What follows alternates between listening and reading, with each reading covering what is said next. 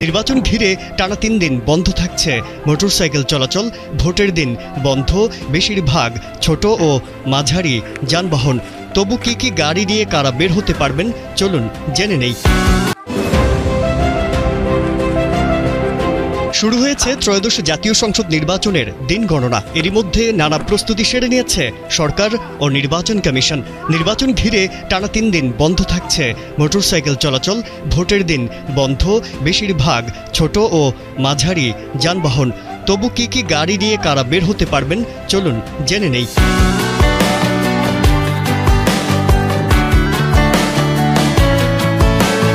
সরকারি প্রজ্ঞাপন অনুযায়ী 10 ফেব্রুয়ারি রাত 12টা থেকে 13 ফেব্রুয়ারি রাত 12টা পর্যন্ত টানা 72 ঘন্টা সারা দেশে মোটরসাইকেল চলাচল সম্পূর্ণ বন্ধ। আর ভোটের দিন 12 ফেব্রুয়ারি বন্ধ থাকবে ট্যাক্সি ক্যাব, পিকআপ, মাইক্রোবাস ও ট্রাক। এই নিষেধাজ্ঞা কার্যকর হবে 11 ফেব্রুয়ারি রাত 12টা থেকে 12 ফেব্রুয়ারি রাত 12টা পর্যন্ত।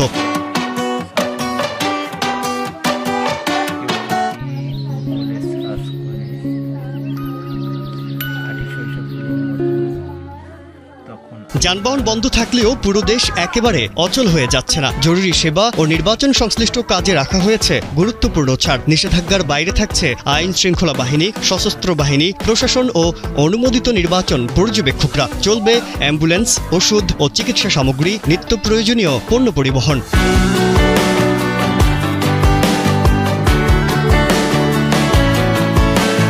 বিদেশগামী ও বিদেশ ফেরত যাত্রীরা পাসপোর্ট ও টিকিট দেখিয়ে বিমানবন্দরে যেতে পারবেন। প্রার্থী ও এজেন্টরা অনুমতি ও স্টিকার সহ একটি ছোট গাড়ি ব্যবহার করতে পারবেন।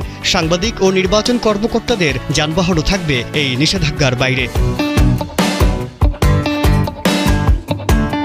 সরকার জানিয়েছে, গুরুত্বপূর্ণ মহাসড়ক ও সংযোগ সড়ক খোলা রাখার উদ্যোগ থাকবে, যাতে যোগাযোগ পুরোপুরি বিচ্ছিন্ন না হয়। প্রয়োজনে স্থানীয় প্রশাসন পরিস্থিতি অনুযায়ী বিধিনিষেধ আরও কঠোর বা শিথিল করতে পারবে।